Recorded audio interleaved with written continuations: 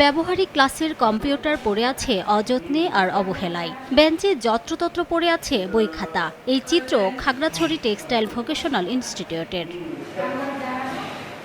শুরুতে প্রতিষ্ঠানটির কার্যক্রম চললেও এখন অনেকটা ঝিমিয়ে পড়েছে। বর্তমানে প্রতিষ্ঠানের বেহাল অবস্থার কারণে ডাইং, এপারেল, নিটিং, উইনিং এই 4টি ট্রেড চালু রয়েছে।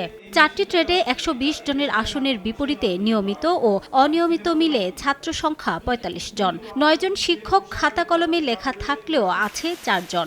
অফিস স্টাফের 5 জনের বিপরীতে রয়েছে 2 জন। ফলে যন্ত্রাংশগুলো অব্যবহৃত অবস্থায় নষ্ট হয়ে যাচ্ছে।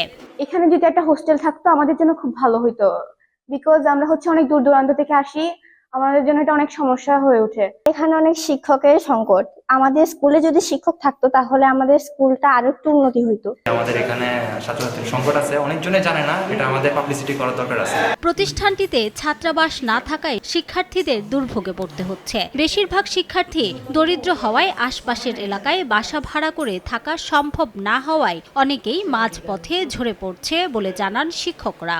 এখানে অনেক সমস্যা আছে, শিক্ষক সংকট আছে, এবং এখন যদি শিক্ষক যদি পূরণ হয় বা থাকে আমাদের একটা সুবিধা হবে, এবং এগুলি আমাদের সুপারিনটেন্ডেন্ট স্যারকে অবশ্যই জানানো হয়েছে।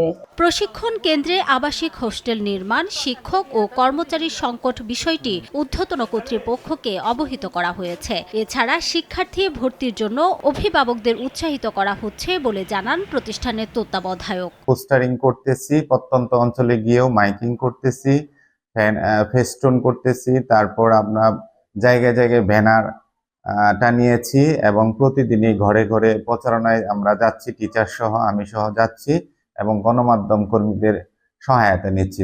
2001 সালে শহরের শালবন এলাকায় 2 একর জমির উপর খাগড়াছড়ি টেক্সটাইল ভোকেশনাল ইনস্টিটিউটের কার্যক্রম শুরু হয়। সময় সংবাদ, খাগড়াছড়ি।